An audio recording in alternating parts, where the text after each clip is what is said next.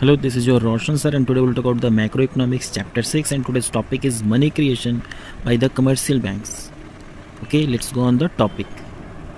It's a chapter 6 and the chapter's name is banking. Okay, in this chapter we have to learn about only three contents, that is first money creation by the commercial banks, second central bank meaning and function, and third control of money supply by the central bank. Okay, then let's start today's first topic, that is money creation by the commercial banks. So today's topic, the money creation by the commercial banks. Okay, in the previous chapter we noted that the commercial banks are in an important source of money supply in the economy. यानी पिछले chapter में हम लोग पढ़े थे कि जो commercial banks होते हैं वो एक बहुत ही महत्वपूर्ण सोर्स होते हैं मनी सप्लाई में, ठीक है, इकोनॉमी में मनी सप्लाई।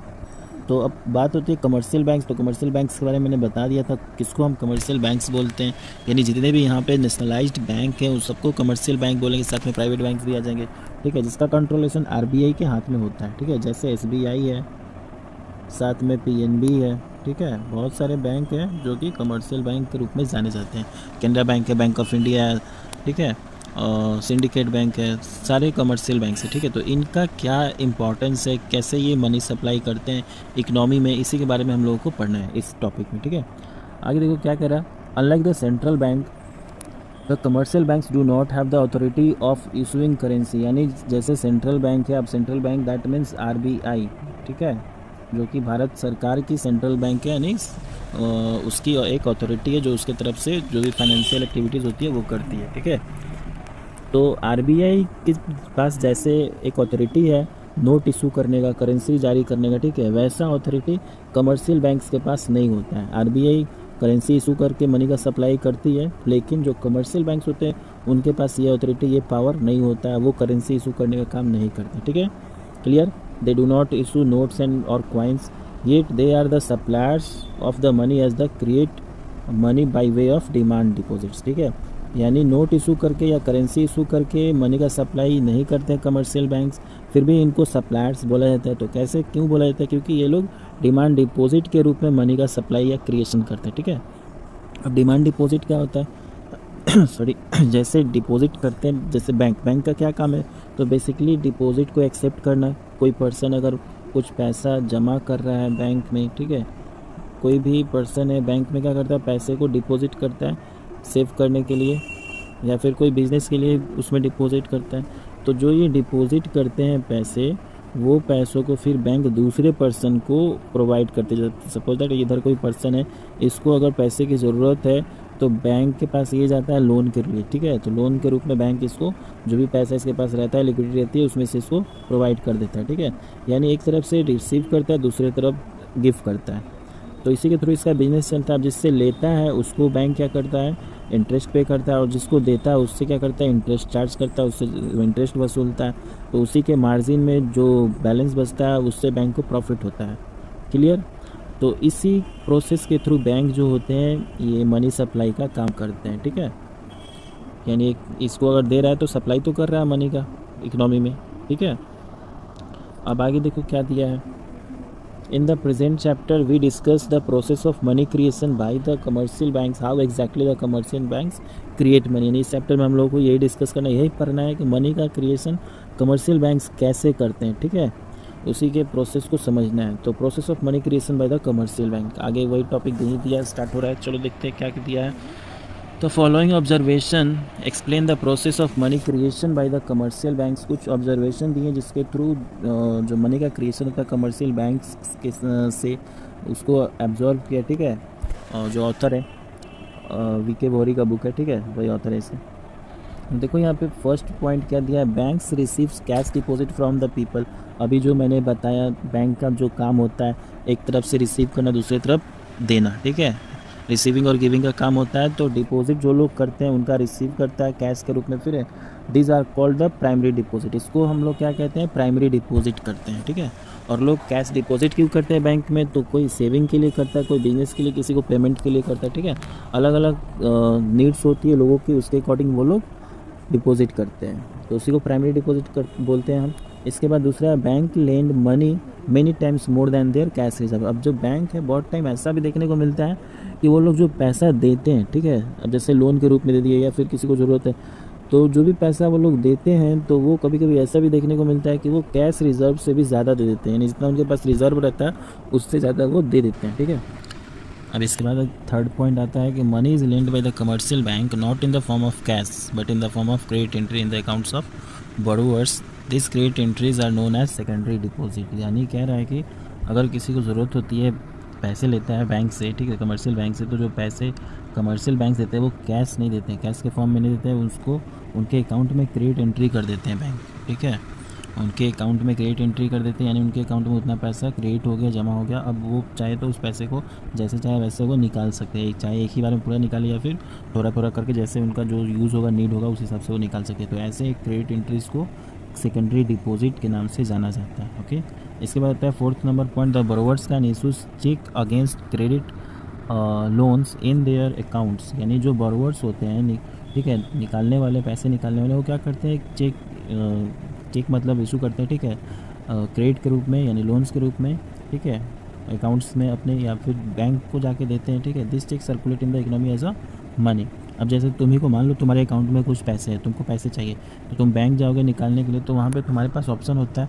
अगर तुम बैंक गए तो वहाँ पे तुम या तो वो विड्रॉ रिसिप्ट के थ्रू निकाल सकते हो, नहीं तो चेक के थ्रू निकाल सकते हो। अगर तुम्हारे पास चेक है तो बैंक तुमसे चेक ही मांगता है कि चेक दो, हम तुम्हारा पैसे तुमको मतलब देते हैं, जितना भी विड्रॉ अमाउंट है, ठीक है। और जिसके पास चेक नहीं होता है वो विड्रॉ रिसिप्ट से निकाल सकता है। और इसके अलावा एक और ऑप्शन है निकालने का, कार्ड के थ्रू। अगर आपके पास डेबिट कार्ड है तो या फिर क्रेडिट कार्ड, तो उससे भी आप जाके, तो उससे आपको एटीएम से निकल जाएगा, ठीक है।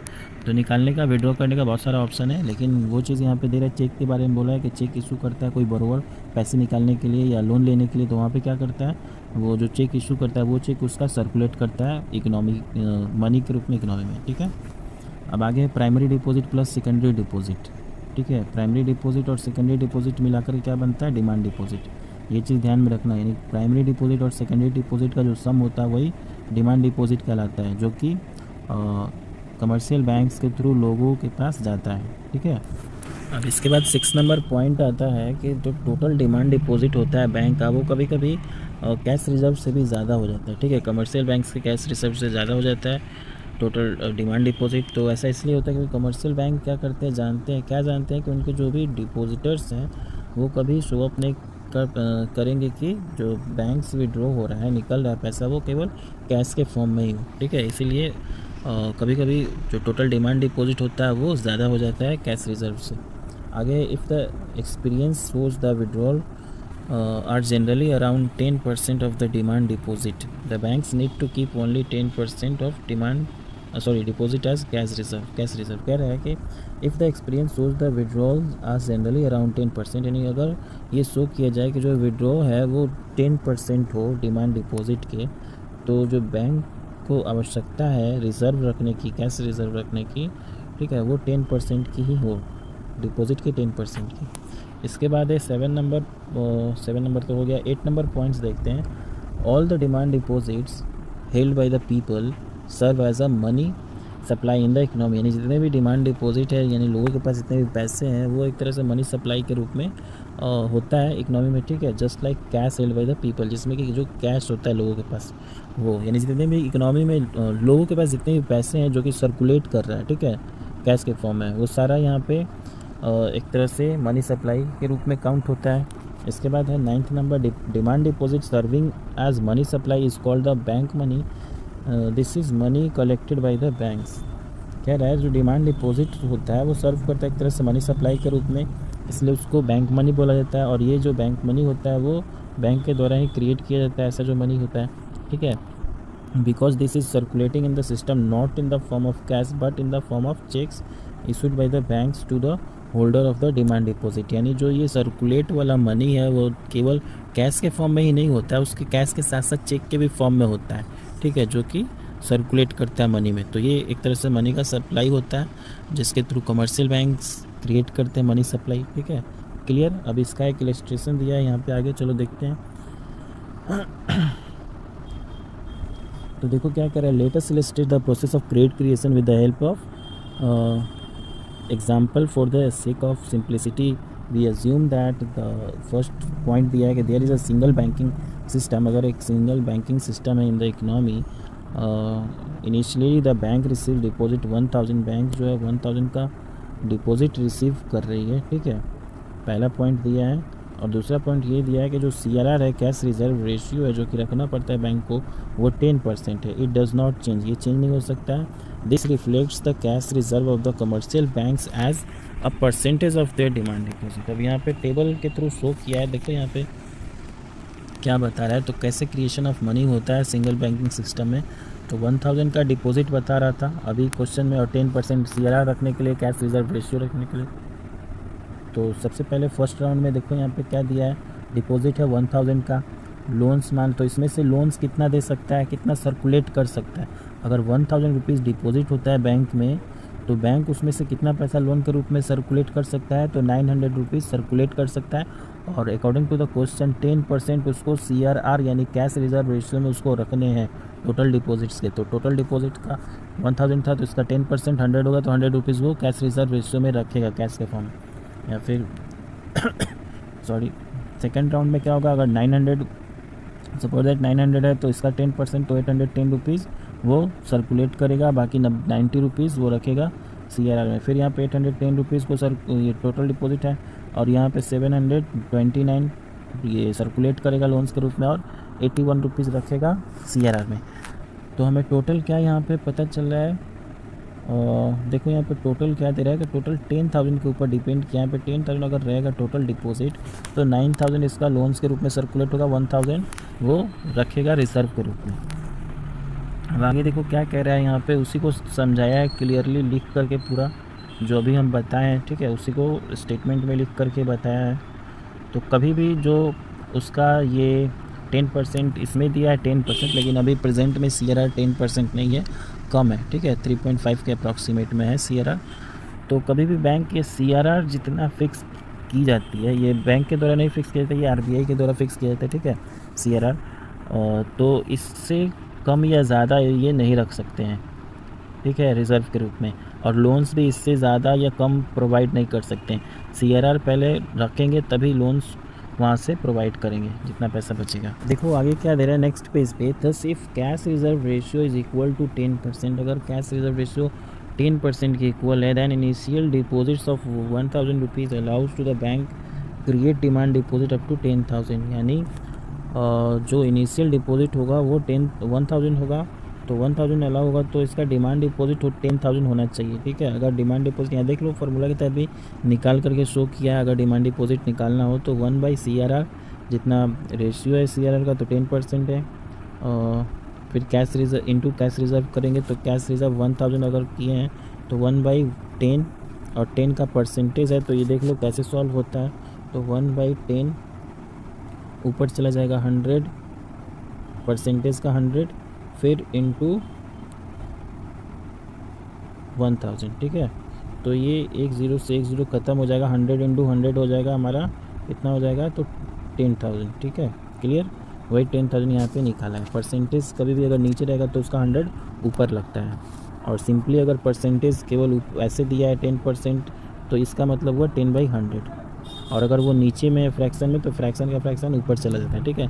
तो इसीलिए यहाँ पे 10,000 आया है। तो अगर यहाँ पे 1000 रिजर्व रख रहे हैं, जिसका मतलब हुआ कि उसका टोटल डिपॉजिट होना चाहिए 10,000, ठीक है। टोटल डिमांड डिपॉजिट 10,000 होगा, तब उसका कैश रिजर्व 1000 रखाएगा, यानी 10%। अब देखो आगे क्या कर रहा है, summing up we can say that the money creation by the commercial banks deposits on the 2 principal factors. अब 2 प्रिंसिपल फैक्टर्स इसके होते हैं, डिपेंड करते हैं मनी क्रिएशन कमर्शियल बैंक्स के द्वारा। तो क्या क्या है, पहला है cash balance with the commercial banks which they can use as a cushion money emergency fund for the creation of credit. Higher this cash balances greater the money creation and capacity of the commercial banks। यहाँ पे कह रहा है कि जो cash balance होता है commercial banks का, वो एक तरह से यूज़ करते हैं क्यूशन मनी के रूप में, इमरजेंसी फंड के रूप में, ठीक है, for the creation of credit, यानी क्रेडिट क्रिएशन के लिए। अगर हायर दिस कह रहा है, हायर दिस कैश बैलेंसेज, अगर कैश बैलेंसेज ज़्यादा होता है, then greater the money creation, यानी अगर कैश बैलेंस ज़्यादा होगा तो वो लोग मनी क्रिएशन ज़्यादा से ज़्यादा कर सकते हैं, ठीक है, क्रेडिट क्रिएशन ज़्यादा से ज़्यादा कर सकते हैं। Capacity of the commercial banks. आगे है CRR, सेकेंड इसका मेन प्रिंसिपल है CRR। CRR क्या होता है? हायर द CRR, अगर CRR ज़्यादा होता है तो lower the capacity of create money. अगर CRR ज़्यादा रहेगा तो जो कैपेसिटी होगी क्रिएट मनी की वो कम होगी। कैसे? क्योंकि CRR में क्या होता है, बेसिकली रिज़र्व में रखना होता है। तो अगर 10% रिज़र्व करके रखते हैं तो आपको ज़्यादा रखना होगा, 5% रिज़र्व करके रखते हैं तो आपको कम रखना होगा। सपोज दैट 10,000 का यहाँ रिज़र्व का बताया था, तो 10,000 का रिज़र्व का कितना बताया? 1,000 बताया है यहाँ पे 10,000 के हिसाब से, ठीक है। अगर वही चीज़ यहाँ 5% रहता तो ये कितना होता? 500 हो जाता, यानी 500 ही उसको रिज़र्व के रूप में रखना होता। बाकी जो भी था यहाँ 9,500 ये क्या होता? एक तरह से सप्लाई में चला जाता, मनी के सप्लाई में। तो यहाँ पे 9,500 का क्रिएशन होता है, मनी क्रिएशन, मनी सप्लाई के रूप में, ठीक है। तो जितना ज़्यादा CRR रहेगा उतना ही कम मनी का सप्लाई होगा या क्रिएशन होगा। क्लियर? तो यही दो तुम्हारा मेन प्रिंसिपल है या फैक्टर्स है, ठीक है, जिस पे कि कमर्शियल बैंक्स डिपेंड करते हैं उनके मनी क्रिएशन के लिए। अब इसके बाद आता है बिसाइड्स द CRR के अलावा बैंक क्या करते हैं? कुछ रिज़र्व के रूप में रखते हैं, रिज़र्व फंड, ठीक है। तो उनको वॉल्ट कैश के रूप में जाना जाता है। CRR के अलावा ये रखा जाता है, ठीक है। अब वही चीज़ इसके बारे में बताया कि हायर द वॉल्ट कैश, अगर ज़्यादा से ज़्यादा वॉल्ट कैश रखता है बैंक तो वहाँ पे क्या होता है? Lower would be the capacity of create money, तब भी जो मनी क्रिएट होगा उसकी कैपेसिटी जो होगी वो कम ही होगी, क्योंकि जितना ज़्यादा रिज़र्व रखेगा उतना ही कम पैसा सप्लाई के लिए निकलेगा, ठीक है। तो जो क्रिएशन ऑफ मनी होगा वो भी कम होगा। क्लियर? अब इसके बाद आता है तुम्हारा, देखो यहाँ फोकस जोन में दिया है प्राइमरी डिपॉजिट और सेकेंडरी डिपॉजिट का डिफरेंस। प्राइमरी डिपॉजिट क्या होता है? तो बेसिकली जो पैसे लोगों के द्वारा बैंक में जमा किए जाते हैं उसको प्राइमरी डिपॉजिट्स के रूप में जाना जाता है, ठीक है, जो कि डिमांड डिपॉजिट का एक पार्ट होता है। और सेकेंडरी डिपॉजिट क्या होता है कि सेकेंडरी डिपॉजिट में मान लो तुमको पैसे की ज़रूरत है, तुम गए बैंक में लोन के लिए, तो बैंक तुमको लोन दिया तो वो लोन कैश के रूप में नहीं देता, वो तुम्हारे अकाउंट में वो क्रेडिट एंट्री कर देता है, ठीक है, उतना पैसा क्रेडिट कर देता है। तो वो होता है सेकेंडरी डिपॉजिट, जो कि बैंक लोगों को देती है, ठीक है। ये भी एक टोटल क्या होता है? टोटल डिमांड डिपॉजिट का पार्ट होता है। क्लियर? अब होता है इंपॉर्टेंट टू नो, सॉरी मतलब यहाँ पे दिया important to note that it is में क्या नोट करने वाली बात है? तो नोट करने वाली बात ये है कि प्राइमरी डिपॉजिट जो होता है वो एक तरह से सेविंग का इंडिकेशन होता है, यानी वो सेविंग के रूप में जाना जाता है। जो पीपल्स होते हैं, लोग होते हैं, वो अपने सेविंग अकाउंट में जमा करते हैं, ठीक है, डिपॉजिट करते हैं। लेकिन जो सेकेंडरी डिपॉजिट होता है वो क्या होता है? वो एक तरह से बोरोइंग होता है of the depositors from the bank, यानी एक तरह से पैसे का निकालना होता है, ठीक है, बोरोइंग होता है। तो डिफरेंस समझ में आया? इसीलिए सेकेंडरी डिपॉजिट को डेरिवेटिव डिपॉजिट्स भी बोला जाता है। अब टोटल डिमांड डिपॉजिट का यहाँ पे फार्मूला दिया है, तो primary deposit plus secondary deposit. Clear? अब इसके बाद चलते हैं आगे। देखो यहाँ पे क्या दिया है? CRR and credit multiplier. तो CRR क्या है? तो कैश रिजर्व रेशियो, जिसके तहत बैंक को कुछ कैश रखने पड़ते हैं जो कि मैंडेटरी है, और ये RBI के द्वारा बनाया जाता है, इसका फिक्स किया जाता है रेट, ठीक है। देखो लिखा भी है CRR determined not by the commercial banks themselves but by the RBI, therefore it is also called LRR। यानी जो CRR होते हैं कमर्शियल बैंक्स के द्वारा नहीं तैयार किए जाते, नहीं बनाया जाता है, ये RBI के द्वारा बनाया जाता है, लेकिन रखना पड़ता है कमर्शियल बैंक्स को, ठीक है, इसीलिए इसको LRR के नाम से जाना जाता है, यानी लीगल रिजर्व रेशियो। आगे है also the commercial banks are required to keep the stipulated legally required cash reserve not the themselves but with the RBI. Of course the bank can keep excess reserve as a vault cost with themselves। यानी CRR के अलावा भी bank को कुछ reserve के रूप में रखने पड़ते हैं, जिसको वॉल्ट कैश के रूप में जाना जाता है या वॉल्ट कैश के नाम से जाना जाता है, ठीक है। आगे once CRR is known we can find out the credit multiplier. अगर CRR पता चल जाता है तो, या RBI के द्वारा फिक्स कर दिया जाता है, तो बैंक क्या करते हैं? क्रेडिट मल्टीप्लायर का यूज़ करते हैं, ठीक है। और number of times commercial banks can create credit per unit of their cash reserve with the RBI। अब फिर वही चीज़ यहाँ पे बताया क्रेडिट मल्टीप्लायर के बारे में कैसे निकाला जाता है। तो देखो यहाँ पे credit multiplier is found in the terms of K is equal to 1/CRR, यानी K यानी क्रेडिट मल्टीप्लायर को शो किया है, ठीक है। CRR cash reserve ratio example के तहत बताया भी है। अगर CRR 10% RBI फिक्स करती है तो क्रेडिट मल्टीप्लायर क्या हो सकता है? तो if K is equal to 1/CRR यानी 1/10% इज़ इक्वल टू, बताए थे कैसे निकालते हैं अभी परसेंट है तो ऊपर चला जाएगा परसेंट का 100, तो 10/100 0 से 0 कट जाएगा, बचेगा 10, यानी क्रेडिट मल्टीप्लायर क्या हुआ 10, वन वो 10 टाइम्स वो मनी एक तरह से क्रिएट कर सकता है, ठीक है, सप्लाई ऑफ मनी। अब यहाँ पे लिखा भी है वही चीज़, it implies the CRR 10% and the commercial bank can create money 10 times of their cash reserve with the central bank. Thus if cash reserve 10,000 and the commercial bank can create credit as per the following equations. अब देखो यहाँ अगर cash reserve के रूप में 10,000 rupees है commercial bank के पास, तो वो कैसे क्रेडिट क्रिएट कर सकते हैं, तो यहाँ क्लियर बना के दिया है, देख लो। क्रेडिट